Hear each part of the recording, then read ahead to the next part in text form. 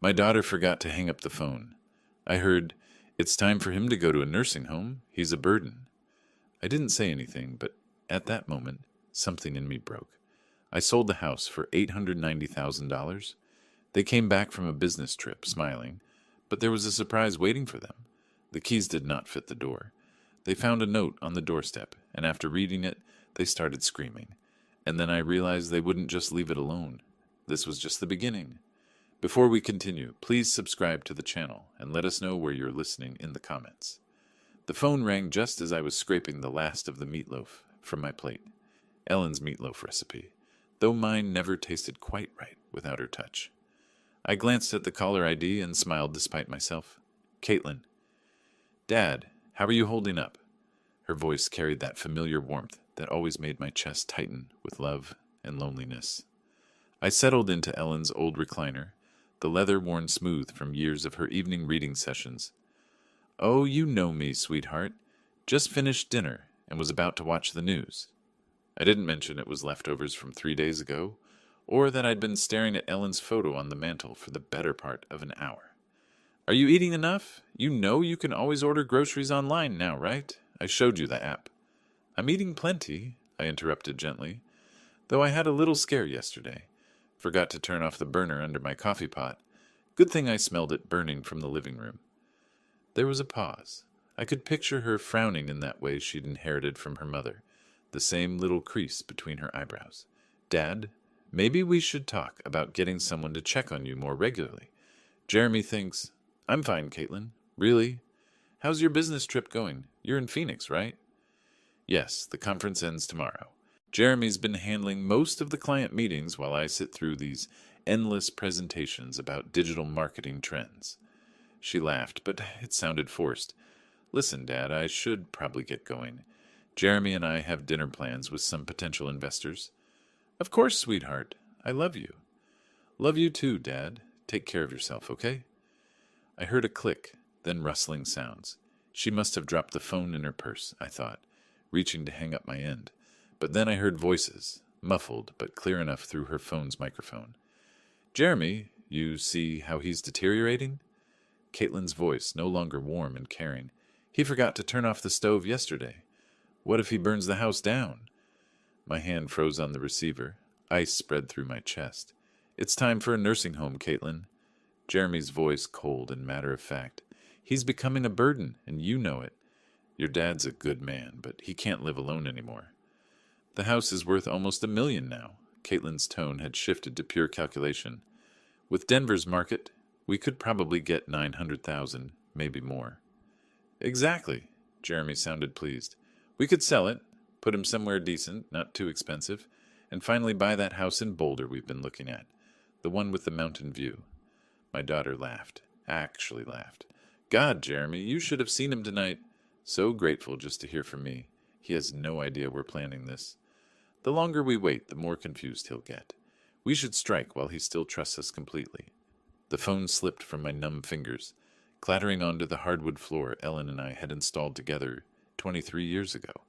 Every board laid by my own hands, every nail driven with thoughts of our family's future. I sat in the sudden silence of my empty house, staring at Ellen's photograph. Her eyes seemed to bore into mine with an expression I couldn't quite read. Disappointment? Warning? Or maybe just the terrible knowledge that comes to those who've already left this world.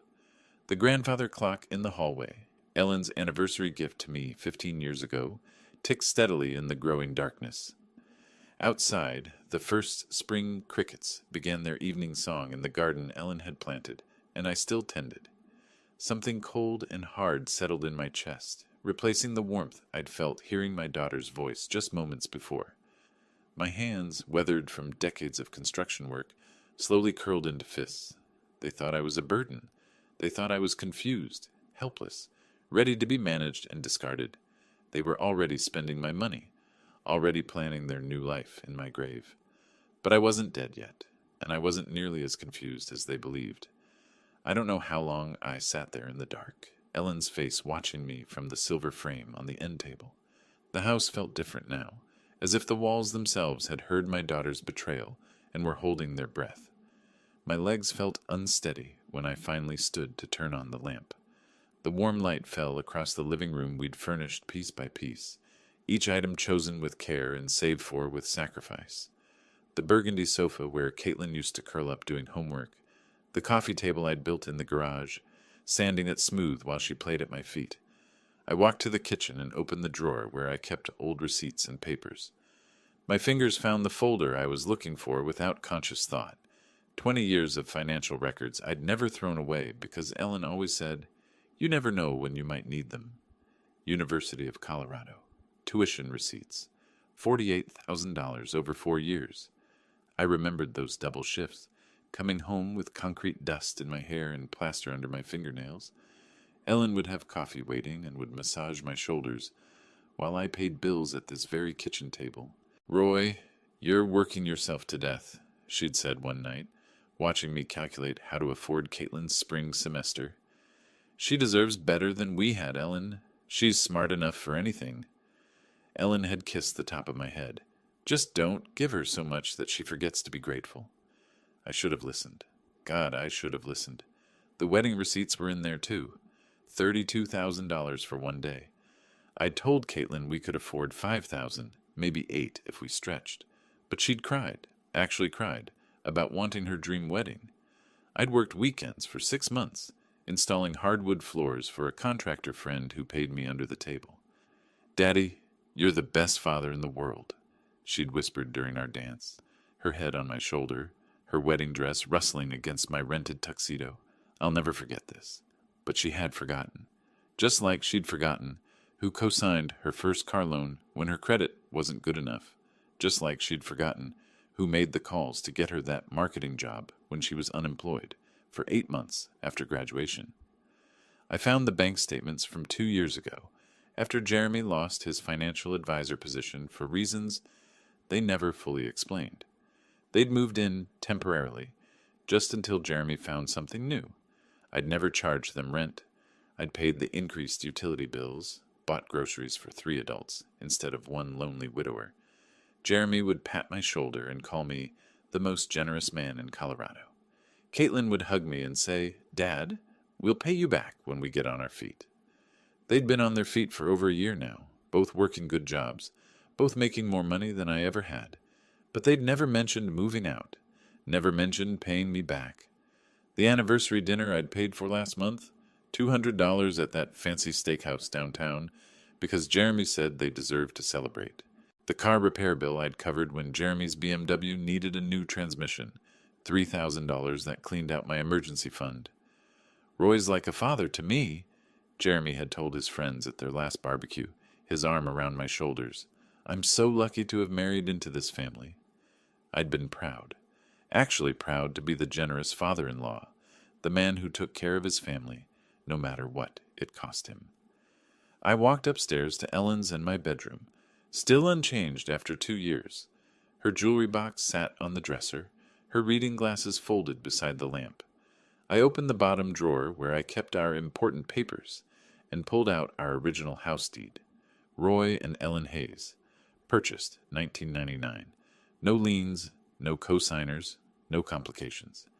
My name only, now that Ellen was gone. Standing there in the bedroom where Ellen had spent her last days, surrounded by everything we'd built together, I felt something shift inside me. The hurt was still there, sharp as broken glass, but underneath it something harder was forming. They wanted to put me away and sell my life's work. They thought I was too old, too confused, too grateful for their attention to fight back. I looked at Ellen's photo on the nightstand, remembering her voice from all those years ago. "Don't give her so much that she forgets to be grateful." Well, Ellen, our daughter had definitely forgotten, but she was about to remember that her old man wasn't as helpless as she thought. I walked to my home office and pulled out the business card I'd kept in my desk drawer for 3 years. Todd Fisher, real estate attorney. Ellen had insisted we meet with him after her cancer diagnosis, just to make sure our affairs were in order. It was time for another consultation. The next morning I walked through my house like a stranger seeing it for the first time. But instead of seeing home, I was seeing what Caitlin and Jeremy saw: square footage, market value, liquid assets. In the kitchen, I ran my hand along the granite countertop I'd installed myself, working by lamplight after my regular job, because we couldn't afford to hire contractors. Ellen had picked out the pattern, speckled gray with veins of gold that caught the morning light. She'd made coffee on this counter every morning for 16 years, until the cancer took her strength away. I remembered the Christmas morning when 3-year-old Caitlin took her first wobbly steps right here, from the refrigerator to Ellen's outstretched arms. We'd both cried with joy, Ellen scooping our daughter up and spinning her around while I scrambled for the camera.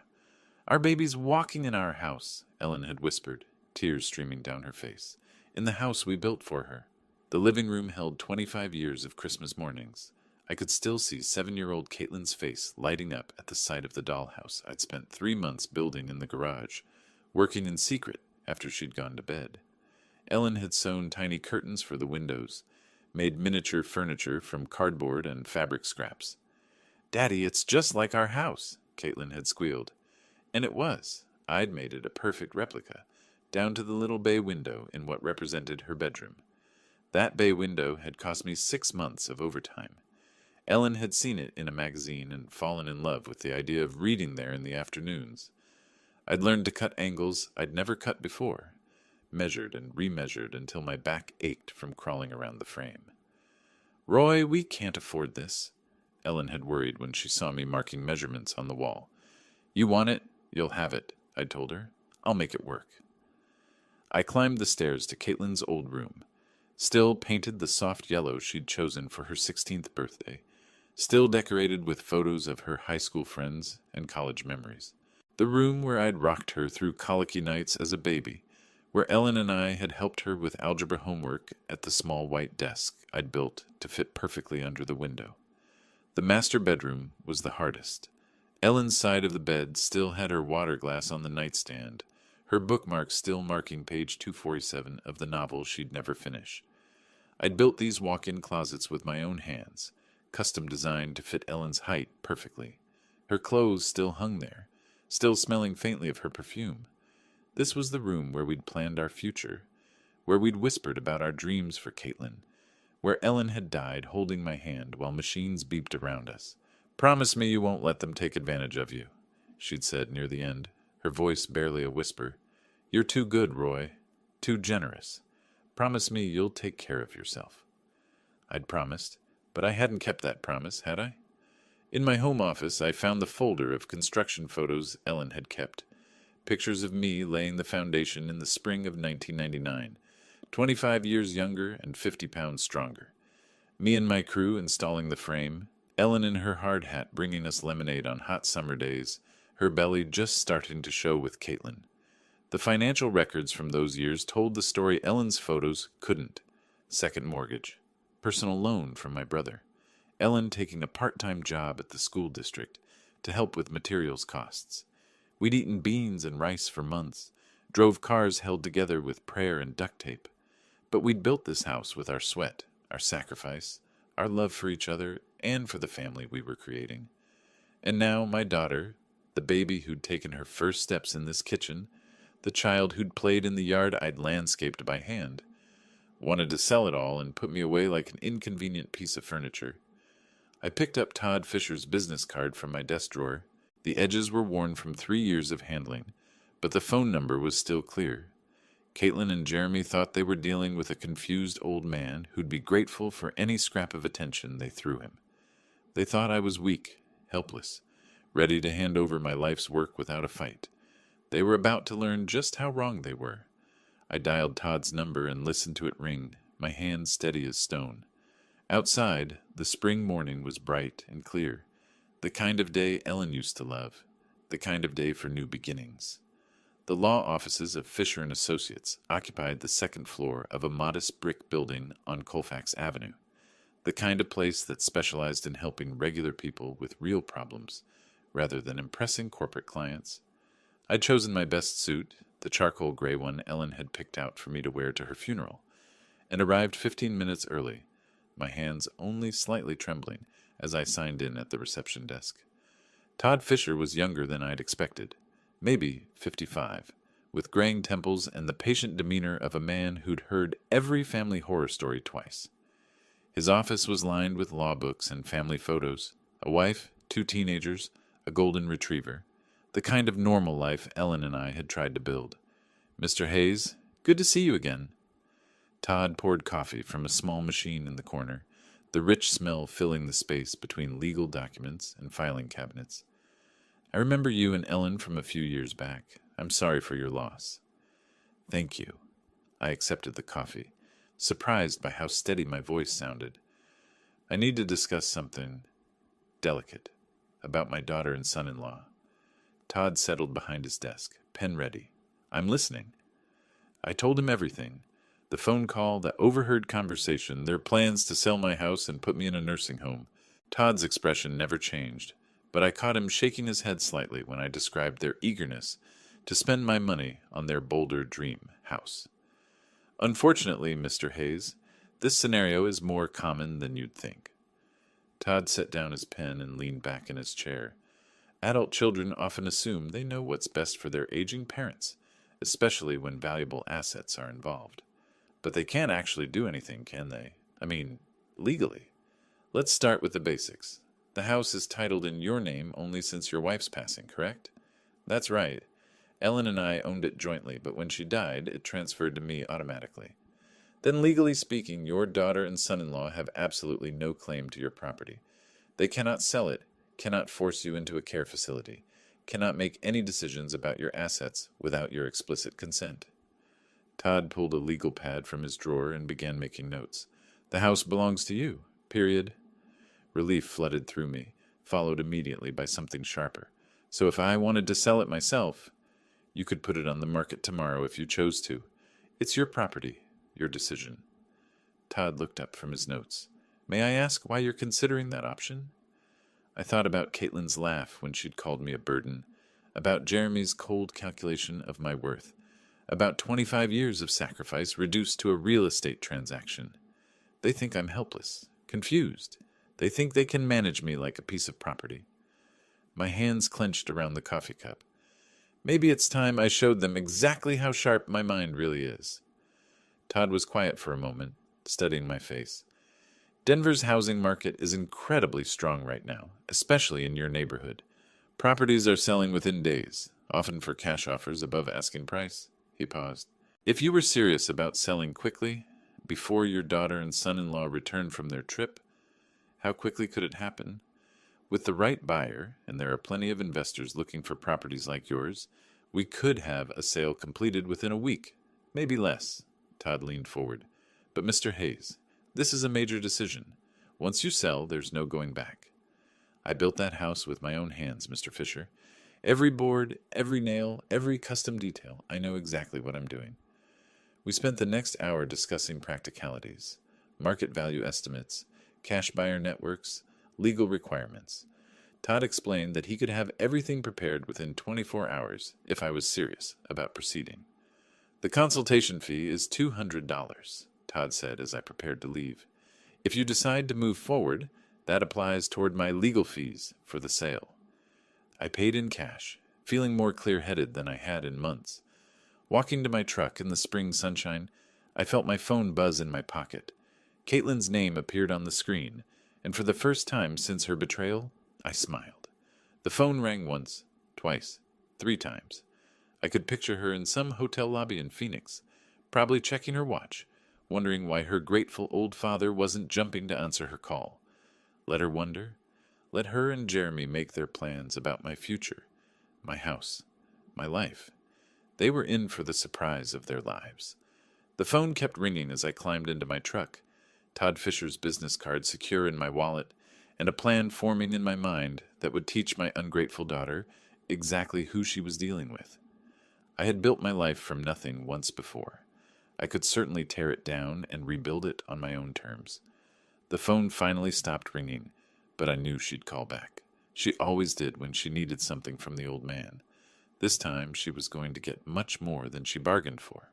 By the time I reached my driveway, confidence had replaced the tremor in my hands.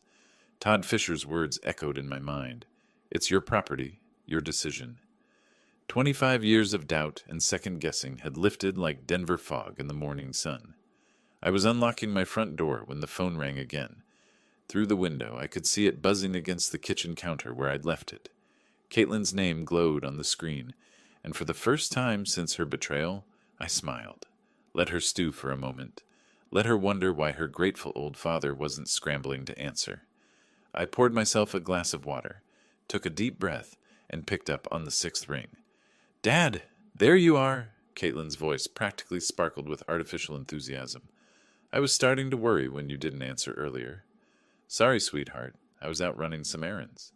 I kept my tone warm, grandfatherly. "How's Phoenix treating you?" "Oh, you know how these business conferences are. But listen, I have the most wonderful news." She paused for dramatic effect. "Jeremy and I have been planning something very special for you." I gripped the phone tighter, my knuckles going white. "Oh?" "We want to treat you to a vacation. You deserve some rest and relaxation after everything you've been through since Mom died." Her voice carried that practiced sympathy I now recognized as manipulation. "There's this beautiful place we found. It's like a resort, but with medical staff on hand, just in case you need anything." A resort with medical staff. My jaw clenched so hard I thought my teeth might crack. "That sounds lovely, sweetheart. You really didn't need to go to such trouble for me." "Nonsense. Your family." Jeremy's voice came through the background. He must have been listening on speakerphone. "We've already made all the arrangements." "When were you thinking?" I managed, knowing full well they wanted me gone before they returned to claim their inheritance. "Well, we should be back by next Friday," Caitlin said. "We were hoping you could be ready by then. Just pack some clothes and personal items. You know, the essentials." The essentials. Not the photo albums Ellen had lovingly arranged. Not the furniture I'd built with my own hands. Just the essentials for an old man being shuffled off to die. "Actually, Caitlin, I have a surprise for you too when you get back." "Oh, Dad, what kind of surprise?" She sounded genuinely pleased, probably imagining I'd signed papers or made their job easier somehow. I walked to the bay window I'd built for Ellen, looking out at the garden she'd planted, the porch swing where we'd spent countless evenings planning our future. "It's something I've been working on since our last conversation. I think you'll be very surprised." "You're so sweet, Dad. We'll talk about everything when we get home, okay? Get some rest, and we'll take care of everything else." Sweet. She called me sweet while planning to steal my life. "I will, sweetheart. I love you." "Love you too, Dad. See you Friday." The line went dead, and I set the phone down with hands steadier than they'd been in weeks. I walked to my home office and opened my laptop, the screen glowing to life with possibilities I'd never considered before. My fingers hovered over the keyboard for just a moment before I typed, "Real estate agents, Denver."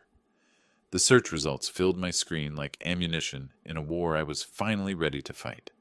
I'd always been methodical. 25 years as a construction engineer had taught me to research thoroughly before making any decision.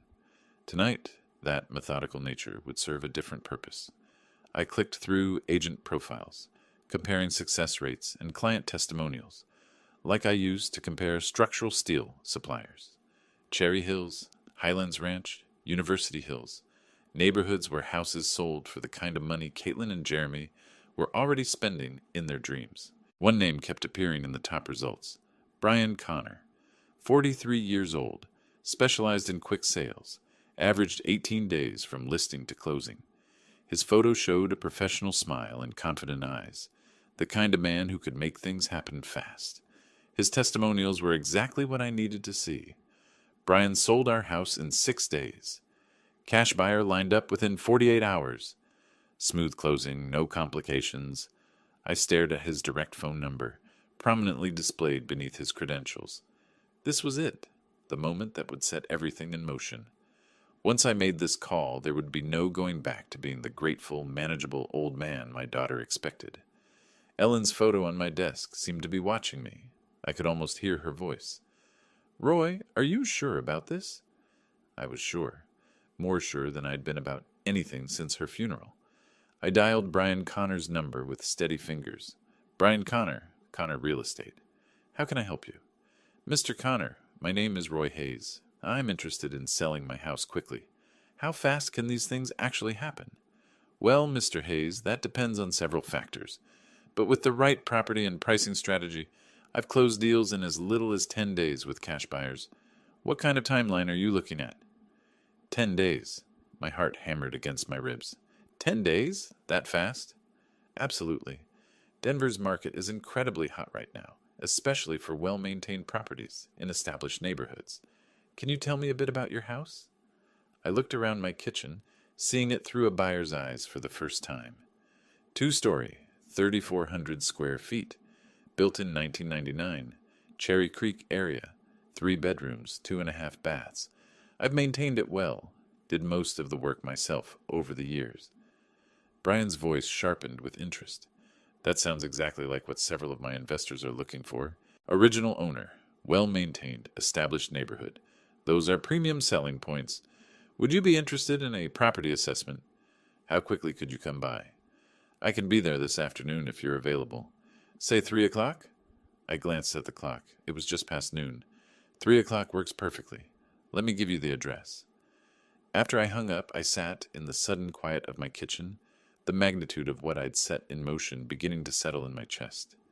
In 3 hours, a stranger would walk through the house Ellen and I had built together, assigning dollar values to our memories. I spent the next 2 hours cleaning obsessively, old habits from Ellen's time when she'd insist the house be spotless for any visitor. I dusted the bay window, straightened the throw pillows on the couch, made sure every surface gleamed. But this cleaning felt different. I wasn't preparing for guests. I was preparing for an execution. At exactly 3 o'clock, the doorbell rang. I smoothed my shirt, took a deep breath that carried the scent of Ellen's lavender sachets, still tucked in the linen closet, and walked toward the front door. My hand trembled slightly as it closed around the brass doorknob I'd installed myself 15 years ago. Beyond this door waited either my salvation or my damnation. I turned the handle and opened the door to my future. Brian Connor looked exactly like his photo, professional but approachable, early 40s, with the kind of confident bearing that came from years of successful deals. He carried a leather portfolio and tablet, and the moment he stepped inside, his eyes went wide. Wow! He stopped in my entryway, his gaze traveling up the crown molding I'd installed by hand to the hardwood floors Ellen and I had selected together. Mr. Hayes, this is exactly what I was hoping for. I watched him take in the details, the way the afternoon light streamed through Ellen's bay window, the seamless flow from living room to dining room that I'd achieved by removing a load-bearing wall and installing a beam. His appreciation was genuine, professional. You weren't kidding about maintaining this place. He pulled out his tablet and started taking photos. These hardwood floors throughout, original? Installed them myself in 2001. Ellen wanted something that would last, so we went with 3/4-inch solid oak. I found myself falling into the familiar rhythm of discussing my work, proud despite everything that was happening. And this kitchen... Brian stopped at the granite countertop, running his hand along the edge. Custom installation? Every inch. Ellen picked the pattern, said the gold veining reminded her of sunlight. My voice caught slightly. I spent 3 weekends getting the measurements perfect. Brian was typing notes on his tablet, photographing the custom cabinets, testing faucets and outlets with the thoroughness of someone who knew what buyers wanted. Mr. Hayes, I have to be honest with you. In my 15 years doing this, I rarely see properties maintained to this standard. I'm an engineer, was an engineer. I believe in building things right the first time. It shows. He gestured toward the living room. May I? I nodded, following him as he admired the open floor plan, the built-in bookcases flanking the fireplace, the way Ellen's decorating choices had turned our construction project into a home. This bay window, custom work. Built it for my wife. She wanted a reading nook. I could picture her there with her mystery novels and afternoon tea, her reading glasses perched on her nose. Brian was taking measurements now, his excitement barely contained. Mr. Hayes, I need to show you some comparable sales. He pulled up listings on his tablet. Similar properties in this area have been selling for $850,000 to $920,000. My chest tightened. That was more than Caitlin and Jeremy had estimated in their cruel conversation. But given the condition and custom features of your home, I'm thinking we price it at $890,000. That should move it quickly while getting you top dollar. $890,000. I sat down heavily in Ellen's reading chair, the numbers spinning in my head. That much? I managed. Mr. Hayes, you're sitting on a gold mine. Properties like this don't come on the market often, especially not in this condition. Brian's voice carried the confidence of someone who knew his business. I actually have an investment group that's been looking for exactly this type of property. What kind of investment group? They specialize in high-quality rental properties in established neighborhoods. They pay cash. No financing contingencies. No repair negotiations. They can close in 10 business days. 10 business days. Caitlin and Jeremy would return from Phoenix in 8 days, expecting to find their grateful, manageable father ready to be shipped off to their resort. What's the catch? Why so fast? Brian smiled. No catch. Cash means no loan delays, no appraisal contingencies that could kill the deal. They do their own inspections, but frankly, your house is in better shape than most new construction I see. I looked around the living room where Caitlin had taken her first steps, where Ellen and I had hosted Christmas mornings and birthday parties and quiet Sunday afternoons, reading the paper together. When would I need to be out? Standard contract gives you 30 days after closing, but they're flexible if you need more time. The main thing is getting clear title and completing the paperwork. I thought about Caitlin's voice on the phone, calling me sweet while planning to steal my life. I thought about Jeremy's cold calculation, reducing me to a burden to be managed. I thought about Ellen's warning about being too generous, too trusting. Let's do it. Brian's professional mask slipped for just a moment, revealing genuine excitement. Excellent choice, Mr. Hayes. Let me call them right now. I watched him dial, heard him describe my property with the enthusiasm of someone who'd found buried treasure. Cherry Creek area, original owner, immaculate condition, custom features throughout. He ended the call with a broad smile. They want to move forward immediately. I can have the initial contracts ready by tomorrow morning. The sun was setting through Ellen's bay window, casting golden light across the room where I'd just agreed to sell 25 years of my life. But for the first time since that devastating phone call, I felt something that had been missing for too long. Control. How does 9 a.m. sound? The question hung in the air like smoke, and I realized Brian was waiting for an answer that would change everything. The grandfather clock in the hallway, Ellen's 15th anniversary gift to me, ticked steadily in the silence. 9 a.m. sounds perfect. After Brian left with promises of contracts and closing timelines, I stood alone in the house that would soon belong to someone else. The evening light through Ellen's windows painted everything golden, like a photograph of a life I was about to leave behind. But it wasn't sadness I felt, it was anticipation. Brian arrived the next morning with contracts, a notary, and coffee for everyone, the kind of professional efficiency I'd always respected. I read every line with the thoroughness that had made me a good engineer, checking details the way I used to check blueprints. Sale price, $800 to $90,000. Cash purchase. Closing date, 10 business days from signing. The notary, a middle-aged woman with kind eyes, walked me through each signature. Minimal contingencies, just the title search and final walkthrough. And I can remain in the house for 30 days after closing if needed? That's correct, Mr. Hayes, though most sellers prefer to move out sooner rather than later, just for peace of mind. Peace of mind? I almost laughed. The only peace of mind I'd have would come from seeing Caitlin and Jeremy's faces when they discovered what their burden had done. I signed my name with steady hands, and just like that, the process was in motion. The first 3 days passed in a blur of paperwork and inspections. The title company began their search through decades of records. The investors sent their team, a polite crew who admired my workmanship and found nothing to complain about. Your father-in-law really knew what he was doing, one of them told the heir, since they assumed I was already gone. These floors, this electrical work, all top quality. Days 4 through 6, I became a man with a secret mission. I researched apartments online, looking for something small but comfortable, somewhere I could start over with nearly $900,000 in the bank.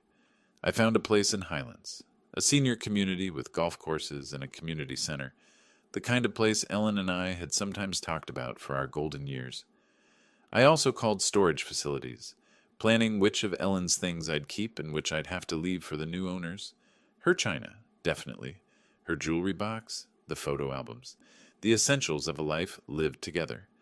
Days 7 through 9 brought a strange confidence I hadn't felt in years.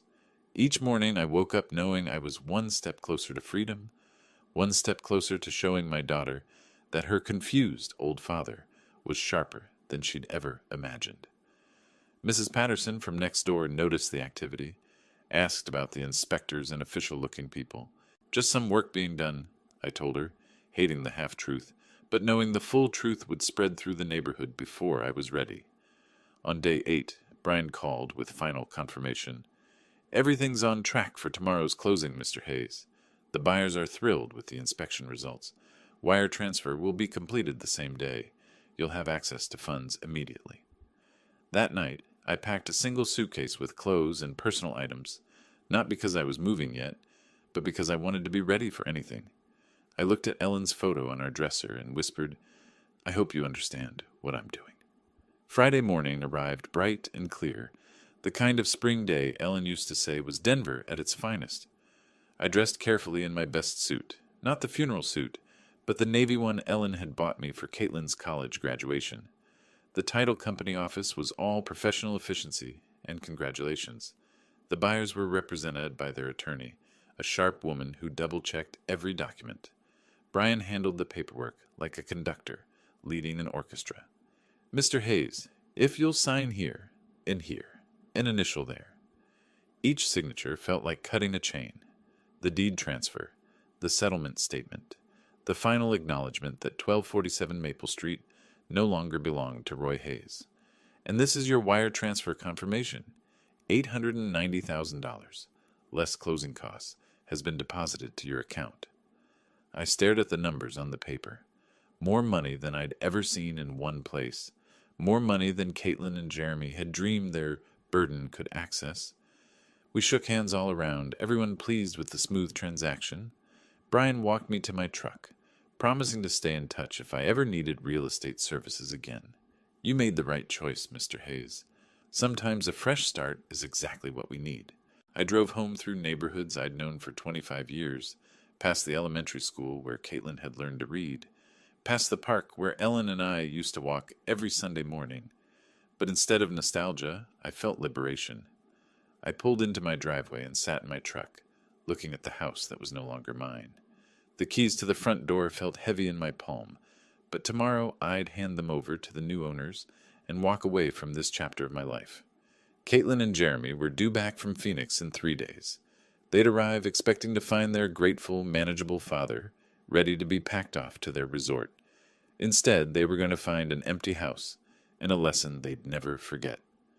I climbed out of my truck and walked toward my front door, reaching for my phone to make the next call in a plan that was working better than I'd ever hoped. The engine ticked as it cooled in my driveway, but I couldn't bring myself to turn it off. I sat staring at the house I'd built with my own hands, the house that now belonged to strangers, the house where Caitlin and Jeremy expected to return and find their grateful, manageable father waiting to be shipped off. The keys to the front door felt like lead in my palm. New owners or not, I still had access for 30 days, time enough to complete what I'd started. I drove to the Starbucks on Colfax Avenue and parked in the lot, hands steady as I dialed directory assistance for a 24-hour locksmith. The urgency fee would cost an extra $200, but money was no longer a concern. AAA Emergency Locksmith, this is Eddie speaking. I need all my door locks changed today. It's urgent. What kind of time frame are we looking at, sir? As soon as possible. I can pay cash. I can be there in 2 hours. Address? Back at the house, I waited for Eddie in my truck, watching Mrs. Patterson water her garden next door. She waved and I waved back, my chest tight with the knowledge that I was lying to everyone who cared about me. Eddie arrived in a van full of tools and hardware, a man in his 50s who'd clearly seen every kind of lock emergency Denver had to offer. Security issue, sir? He asked, studying my front door. New ownership situation. Better safe than sorry. He nodded like he'd heard it before and got to work. I watched him remove the locks I'd installed 15 years ago, the brass hardware Ellen had picked out because it matched our door knocker. These are quality locks, Eddie commented as he worked. Somebody knew what they were doing when they installed them. That was me. I like things done right. The new locks were silver instead of brass, modern instead of traditional. They clicked differently when Eddie tested them, a sharper, more mechanical sound than the old ones. Here are your new keys, sir. 3 copies of each, front door, back door, and garage side entrance. Eddie handed me a ring of keys that felt foreign in my palm. That'll be $450 with the emergency fee. I paid in cash from my wallet, knowing there would be no paper trail connecting Roy Hayes to this transaction. After Eddie left, I stood in my empty house and began the hardest part, packing 25 years of life into what I could carry. Ellen's jewelry box went into my suitcase first, along with our wedding photos and the novel she'd been reading when she died, bookmarks still marking page 247. My engineering certificates, our important documents, Ellen's favorite cookbook with the handwritten notes in the margins. I left almost everything else. The furniture that told our story would have to stay. The photo albums chronicling Caitlin's childhood. Ellen's clothes, still hanging in our closet, still carrying the faint scent of her perfume. While I packed, I called Sunset Manor Apartments on my phone, explaining that I needed a furnished one-bedroom immediately. "We have a lovely unit available for immediate occupancy," said Mrs. Chen, the property manager. "Month-to-month lease if you prefer flexibility." "I'll take it." I met Mrs. Chen at the apartment complex an hour later, a modest but clean building designed for seniors, with a community center and well-maintained grounds. The one-bedroom unit was simple but comfortable, furnished with everything I needed to start over. "Cash deposit is perfectly fine, Mr. Hayes. When would you like to move in?" "Tonight." Mrs. Chen's eyebrows rose slightly, but she didn't ask questions. I signed the lease and handed over first month's rent plus deposit, nearly $3,000 that would have seemed impossible to spend casually just 2 weeks ago. Loading my car in the gathering dusk, I caught Mrs. Patterson watching from her window. She waved again, and I felt the weight of all the relationships I was severing, all the connections Caitlin and Jeremy had forced me to cut. I took one last walk through the empty rooms, my footsteps echoing differently now that the house belonged to someone else. In the kitchen where Ellen had taught Caitlin to bake Christmas cookies. In the living room where we'd watched Caitlin open presents on Christmas morning. In our bedroom where Ellen had taken her last breath while I held her hand. "I'm sorry, honey," I said aloud to Ellen's memory. "But you'd understand. You always said I was too generous for my own good." I locked the new locks and drove away from Maple Street for what might be the last time, my rearview mirror full of the life I was leaving behind. The sun was setting when I arrived at Sunset Manor, my car loaded with the essentials of my existence. I carried my suitcase to my new front door, fumbling with unfamiliar keys to unfamiliar locks. Inside the small apartment, I dropped my suitcase and immediately reached for my phone. The final phase of my plan required one more call, one more piece of the puzzle that would give Caitlin and Jeremy the surprise of their lives. The apartment felt like a motel room, functional but soulless, with generic furniture and the lingering smell of industrial carpet cleaner. I stood holding my phone, Ellen's photo already positioned on the nightstand, trying to decide which bank would best protect nearly $900,000 from the children who thought they deserved it. I opened my laptop on the small dining table and began researching banks that specialized in large deposits. Colorado Community Bank caught my attention, smaller than the major chains with a focus on personal service and discretion, exactly what I needed. "Colorado Community Bank, Private Banking Division. This is David Morrison." "Mr. Morrison, my name is Roy Hayes. I need to open an account for a substantial deposit, around $890,000. The brief pause on the other end told me David was recalculating his day. "We'd be absolutely delighted to work with you, Mr. Hayes. When would be convenient for a consultation?" "Monday morning, 9 a.m.? "Perfect. I'll have everything prepared." The weekend stretched ahead of me like uncharted territory. I'd never lived anywhere but the house Ellen and I built together. This tiny apartment felt like exile, but it was exile by choice. My choice, not theirs. Saturday morning, I made coffee in the unfamiliar kitchenette and methodically unpacked my belongings. Ellen's jewelry box on the dresser, my engineering awards on the bookshelf, our wedding photo beside the bed where I'd sleep alone in a space that had never known Ellen's presence. I drove to the grocery store and bought food for one person. Simple meals, nothing that required the kind of cooking Ellen had loved. The checkout clerk, a young man with kind eyes, asked if I was new to the area. "Just moved in," I told him, "starting fresh." Sunday morning, I discovered a coffee shop called Brews and Views, 3 blocks from my apartment. The barista, A young woman named Sarah, with purple streaks in her hair, made the kind of strong coffee I preferred. "You're new around here," she observed, not prying, just friendly. "Retired engineer," I said, "looking for a quieter life." "Well, you've found the right neighborhood for that. Most of our customers are pretty mellow." I sat by the window with my coffee, watching people walk dogs and push strollers, living the kind of normal Saturday morning that Ellen and I used to treasure. But instead of sadness, I felt something I hadn't experienced in months: anticipation. Monday morning, I dressed in my best suit and drove to Colorado Community Bank. David Morrison was younger than I'd expected, maybe 45, with the kind of professional warmth that came from handling people's life savings. "Mr. Hayes, what brings you to Colorado Community Bank?" "I recently sold my house. I need a fresh start with an institution that values personal relationships over transaction fees." David nodded with genuine understanding. "We specialize in exactly that kind of service. Tell me about your needs."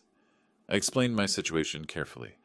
A widower who'd sold his family home and needed secure, accessible banking. David asked thoughtful questions, never prying beyond what was necessary for account setup. "I'll need to wire the funds from my previous bank," I explained. "No problem at all. We can initiate that transfer today, and the funds should clear by Wednesday." David prepared the paperwork with quiet efficiency. Online banking, debit card, and checkbook, all standard services. Given the amount, I'd also recommend our premium account package for additional security features. I signed documents that made me an official client of Colorado Community Bank, customer number 847293, with access to nearly $900,000 that Caitlin and Jeremy would never see. Tuesday and Wednesday passed in the strange rhythm of my new routine. Morning coffee at Brews and Views. Sarah remembered my order and asked about my weekend. Afternoon walks through the neighborhood, discovering a small park with benches where other retirees fed pigeons and read newspapers. Wednesday afternoon, David called with the news I'd been waiting for. "Mr. Hayes, your funds have cleared successfully. Your account is fully active." I hung up and looked around my small apartment, at Ellen's photo watching me from the nightstand, at the simple life I was building from the wreckage of my daughter's betrayal. For the first time since Ellen's death, I felt truly in control of my own destiny. Wednesday evening, I sat in my single chair.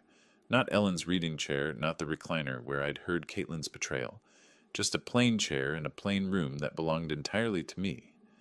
I opened my laptop and typed "mini surveillance cameras" into the search bar.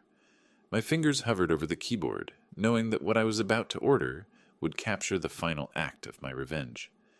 Caitlin and Jeremy were returning on Friday, expecting to find their grateful old father ready to be managed. Instead, they were going to discover that their burden had become their biggest problem. The search results filled my screen with dozens of surveillance options, from obvious security cameras to devices disguised as everyday objects. After 30 minutes of research, I found what I needed: a wireless mini camera hidden inside what looked like a phone charger. The specifications were perfect for my engineering mind: Wi-Fi enabled with smartphone app control, motion-activated recording, 12-hour battery life, and crystal-clear video quality. Most importantly, it could stream live footage directly to my phone from anywhere with internet access. I ordered it with expedited shipping, paying the extra $40 to guarantee Thursday delivery. The total cost was $149, an amount that would have made me hesitate 2 weeks ago, but barely registered now. With the camera ordered, I turned to the next crucial element: the note that would explain everything to Caitlin and Jeremy when they discovered their keys no longer worked. The first draft was too angry, too raw with the pain of their betrayal. The second was too cold, missing the personal devastation they'd caused. By the third draft, I found the right tone: dignified but devastating, loving but final.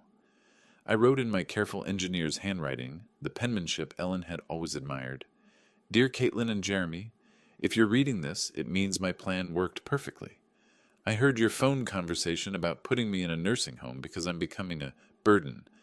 I heard you calculating how much money you'd make selling my house. The house has been sold for $890,000 cash. The money is safely in my new bank account, where it will stay. I've moved to a place where I'm appreciated, not tolerated. Don't worry about me. worry about your own housing situation. Your belongings have been packed and are being stored at Denver Moving and Storage on Colfax Avenue. You have 30 days to claim them before storage fees begin. I gave you everything I had for 42 years. You repaid me by planning to warehouse me so you could steal my life's work. I hope the lesson was worth the cost. Love, Dad. Thursday morning, the FedEx truck arrived at my apartment with a small box containing my surveillance equipment. I spent an hour in my kitchen testing the device and learning the smartphone app. The video quality was remarkably clear, the audio sharp enough to catch whispered conversations. Thursday afternoon, I drove to my former house for the last time. I used the garage door opener I'd never given Caitlin and Jeremy, parking inside to avoid questions from neighbors. My hands shook slightly as I approached the front door with my new keys. Inside, the house still smelled like home. Ellen's lavender sachets, the lemon oil I used on the wooden furniture, the faint residue of 25 years of family dinners. But there were new additions that made my chest tight. Caitlin and Jeremy's suitcases by the stairs, their mail scattered on the kitchen counter, evidence that they'd been treating my house as their personal storage facility while planning my exile. I positioned the camera charger by the front door outlet, angling it perfectly to capture anyone entering. The view through my phone app showed the entire entryway, including the spot where I planned to hang my note. I tested the motion detection, walking in and out of frame until I was satisfied the system would capture every moment of their return. Then I taped the envelope to the inside of the front door at eye level, where they couldn't possibly miss it. Standing in my living room one final time, I touched the mantel where Ellen's photo had sat for 23 years. The new owners would put their own family photos there, create their own memories in the rooms Ellen and I had filled with love. "It's done, sweetheart," I whispered to Ellen's memory. "Justice served." I locked the house with my new key, tested the camera feed one more time from my car, and drove back to my apartment. The motion detector was armed, the battery fully charged, and my phone ready to alert me the moment Caitlin and Jeremy discovered their keys no longer worked. Back in my apartment, I sat in my chair with my phone in my hand, watching the empty doorway through the camera app. The timestamp showed 6:30 p.m. Thursday evening. Tomorrow, Caitlin and Jeremy would return from their business trip, probably discussing their nursing home plans and already spending my money in their minds. They had no idea their grateful old father had become their worst nightmare. I woke Friday morning with the anticipation of a man about to witness justice after years of injustice. My coffee tasted better than it had in weeks, and even the small apartment felt less confining as I settled into my chair with my phone, the camera feed showing my empty former doorway. 4:30 p.m. They should arrive soon. I'd memorized their travel patterns. Caitlin always insisted on leaving Phoenix by noon to avoid traffic, and Jeremy drove exactly the speed limit. They'd be pulling into my driveway within the hour. I looked at Ellen's photo on my nightstand. "I hope you understand what I'm doing, honey." They left me no choice. 5:15 p.m. My phone buzzed with motion detection. A black SUV, Jeremy's car, pulled into the driveway of my former house. My heart hammered against my ribs as I watched the screen. Caitlin stepped out first, stretching after the long drive. Jeremy emerged from the driver's side, pulling their suitcases from the back. They moved with the casual confidence of people coming home to claim their inheritance. I watched them approach the front door, Caitlin fishing her keys from her purse, while Jeremy set the luggage down. She inserted her key into the lock I'd had changed just yesterday. The key didn't turn. Caitlin frowned, examining her key ring. She tried again, jiggling the key with growing frustration. "That's weird," her voice came through my phone's speaker. "My key's not working." Jeremy stepped closer, his expression shifting from tired to concerned. "Let me try the back door." I watched him disappear around the side of the house, while Caitlin continued struggling with the front lock. When Jeremy returned 3 minutes later, his face had darkened with alarm. "Back door's locked too, and the garage remote isn't working?" His voice carried the edge of panic I'd hoped to hear. "Caitlin, someone changed these locks." "What? That's impossible. Dad doesn't even know any locksmiths." Jeremy studied the front door more carefully, his financial advisor's mind recognizing trouble when he saw it. "These are brand new locks. This isn't an accident." Caitlin pulled out her phone with shaking fingers. "I'm calling Dad." I watched her dial my old landline, the number I'd had disconnected 3 days ago. After several rings, her face crumpled with confusion. No answer. It's not even going to voicemail. Try his cell phone. He doesn't have a cell phone, remember? We talked about getting him one for emergencies. Her voice cracked with the first hint of real fear. Jeremy was examining the windows now. His earlier confidence completely evaporated. There. That one's unlocked. I can boost you up. I watched my daughter climb through the kitchen window I deliberately left unlatched, her business suit catching on the frame. She disappeared inside, and moments later the front door opened from within. Jeremy entered with their suitcases, and both of them stopped dead when they saw the white envelope taped to the door at eye level. Caitlin's hand trembled as she pulled down the envelope with her name and Jeremy's written in my careful script. I leaned forward in my apartment chair, phone clutched in both hands, as she tore open the seal. Her eyes moved across my words, Jeremy reading over her shoulder. I watched their faces change, confusion to shock, to disbelief, to horror. He sold the house? Caitlin's voice rose to a near shriek. How could he do this to us? Jeremy snatched the note from her hands, reading it again as if the words might change. That manipulative old bastard. He was playing us the whole time. $890,000. Caitlin was crying now, her careful makeup streaking down her cheeks. He kept it all. That money was supposed to be our future. Your future, Jeremy snapped, his mask of devoted son-in-law finally slipping. This is your father, Caitlin. You should have handled this better. My fault? She whirled on him, years of suppressed resentment boiling over. You're the one who said he was becoming a burden? You're the one who pushed for the nursing home. Well, he was a burden. Look what he's done to us. Jeremy gestured wildly around the room that was no longer theirs. We're homeless. Our lease expires next week. The beautiful irony wasn't lost on me. They were fighting in my living room about being homeless, just as they'd planned to make me homeless in their nursing home. Call a lawyer, Caitlin said desperately. There has to be something we can do. He can't just sell the house without telling us. With what money? Jeremy's voice dripped with contempt. In case you forgot, I lost my job 6 months ago, and your marketing salary barely covers our car payments. Then get another job? Where? Do you think financial firms are lining up to hire advisors who got fired for questionable transactions?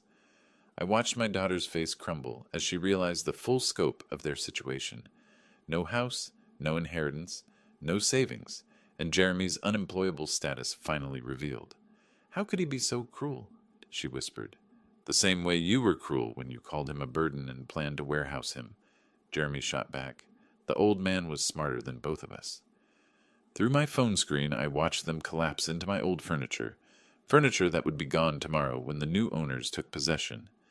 Caitlin buried her face in her hands, while Jeremy stared at my note, with the expression of a man who'd finally understood he'd been outplayed. I turned off the camera feed. I'd seen enough. Walking to my small kitchen, I opened the bottle of Ellen's favorite wine I'd saved from the house, a 2018 Bordeaux we'd been saving for a special occasion that never came. I poured myself a glass and raised it toward Ellen's photo. To you, my love, justice served. The wine tasted like victory.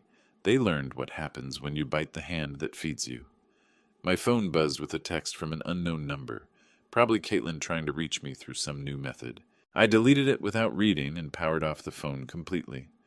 Walking to my window, I looked out at the Denver skyline painted gold by the setting sun.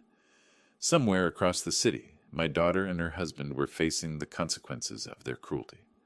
Somewhere in my former house, they were learning that their burden had become their biggest problem. For the first time in 2 years, since Ellen's death, I felt completely free. I was no longer anyone's burden. I was my own man again, with my own money, my own choices, and my own future stretching ahead like an open road.